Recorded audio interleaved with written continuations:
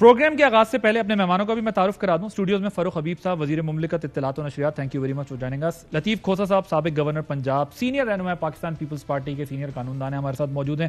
کھوسہ صاحب آپ کا بہت شکریہ. لیکن پروگرام کے آغاز میں ایک اور جو سوئس لیکس کے نام سے آپ آج دن بھر دیکھ رہے ہوں گے خبریں چلتی رہی ہیں, یہ پاکستان کے 1400 لوگوں کے 600 اکاؤنٹس کا انکشاف ہوا ہے, اور حکومت اس معاملے پر ابھی تک کیا اقدامات اٹھائے گی یہ ہمیں نہیں پتا, کیونکہ یہ ابھی دیکھنا ہوگا. اس میں جن لوگوں کا نام آیا ہے, کیونکہ ظاہر ہے پینڈورا باکس بھی آیا یہاں پر, پناما لیکس بھی آئی یہاں پر, چند لوگوں کے علاوہ تمام لوگوں کے خلاف کارروائی نہیں ہو سکی. اس میں کیا کچھ ہونا ہے یہ بھی آنے والے دنوں میں پتہ چلے گا, کیونکہ ہمارے ہاں جو ہے وہ اس طریقے سے پرسو نہیں کیا جاتا اکاؤنٹیبلٹی کے کیسز کو, اور یہی وزیر اعظم بھی کہتے رہے ہیں, یہی جو ہے وہ حکومت کا بھی کہنا ہے کہ جی ہمیں احتساب سے ہی تو روکا جا رہا ہے, اور ادھر سے اپوزیشن کی طرف سے کہا جاتا ہے کہ آپ سلیکٹڈ احتساب کرتے ہیں. اس میں ایک جو امپورٹنٹ چیز ہے وہ یہ ہے کہ پینڈورا لیکس میں 700 سے زائد پاکستانیوں کے نام آئے, اور وزیر اعظم نے تحقیقات کا اعلان کیا جو پینڈورا باکس آئی تھی. ابھی یہ جو سوئس لیکس آئی ہیں اس کے اندر میں نے آپ کو اس طرح بتایا بھی پتہ چلنا ہے, ہمارے ایک جو پاکستانی پولیٹیشین ہیں ان کا نام اس کے اندر آیا ہے, کیونکہ جو یہ لیکس ہیں یہ بتاتی ہیں کہ پوری دنیا کے ڈکٹیٹرز اور پولیٹیشنز جو ہیں ان کے اس کے اندر جو ہے اکاؤنٹس ہیں. تو ہارون اختر صاحب جن کا ظاہر ہے اس کے اندر نام بھی ہے, اس وقت فون لائن پر میرے ساتھ موجود ہیں. میں چاہتا ہوں کہ ان سے ذرا گفتگو کا آغاز سب سے پہلے, تاکہ یہ مسئلہ تھوڑا سا ڈسکس کر لیں, پھر ہم آتے ہیں اپنے جو یہ ایشوز ہیں ان کی طرف. ہارون اختر صاحب السلام علیکم. جی السلام علیکم سر. آپ کی فیملی کا بھی نام آیا ہے اس کے اندر, کیا اسٹیٹس ہے آپ کا اس سارے معاملے کے اندر؟ آپ لوگوں کی کیا پوزیشن ہے یہ جو آپ کے نام اس کے اندر آ رہے ہیں؟ دیکھیے میرے ہم 3 بھائی جو کاروبار کرتے ہیں ان کا نام, ایک بھائی کو انہوں نے پہلے پوچھا تھا, اس نے ٹوٹلی ڈینائی کیا ہے اور اس نے کہا انفارمیشن از ناٹ کریکٹ اور it is based on conjecture. اور مجھے سمجھ نہیں آتی تھی کہ ان کا فوکس جو تھا وہ ایک کوئی 1985 کے اکاؤنٹ کی بات کر رہے ہیں, اور وہ کہتے ہیں کہ وہ اکاؤنٹ ایک کھلا اور 15 سال یا 20 سال کے بعد اس کے اندر اتنا اماؤنٹ ہو گیا, لہٰذا وہ ان کے والد کے پیسے ہوں گے. $3.7 ملین. جی کتنے؟ $3.7 ملین.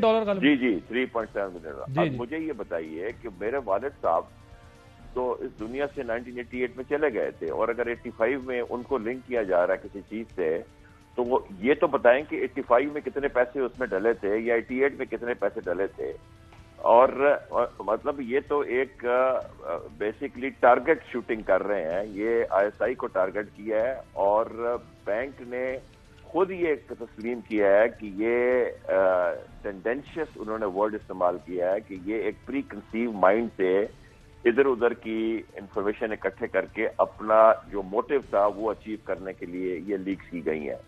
اور اخبار نے یہ لکھا ہے کہ میرے والد کے بارے میں کہ 40 سال میں کسی نے ان کے اوپر انگلی نہیں اٹھائی اور ان کے اوپر کسی قسم کا چارج نہیں لگا.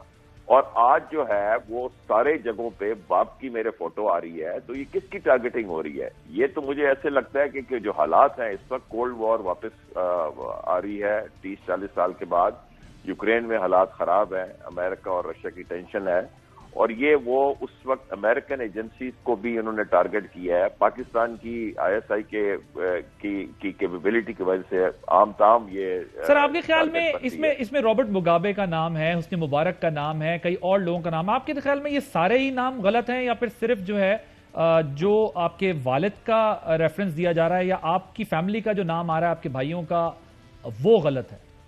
دیکھیے میں آپ کو ایک بات کلیئر کر دوں, میں تو کوئی مغابے یا کسی کا سپوکس پرسن تو نہیں ہوں, میں تو اپنی فیملی کی بات کروں گا, اور میں کہہ رہا ہوں کہ یہ انفارمیشن غلط ہے, اور میں اپنی فیملی کے بارے میں کیٹیگوریکل آپ کو یہ اسٹیٹمنٹ دے رہا ہوں کہ میں اور میرے بھائی اور میری فیملی ٹوٹلی ڈسکلوزڈ ہیں, سب ان کے ایسٹس ڈسکلوزڈ ہیں پاکستان کے قانون کے مطابق, all taxes are paid and up to date. Sir آپ کے کوئی سوئس اکاؤنٹ نہیں, آپ اس کی تردید کر رہے ہیں؟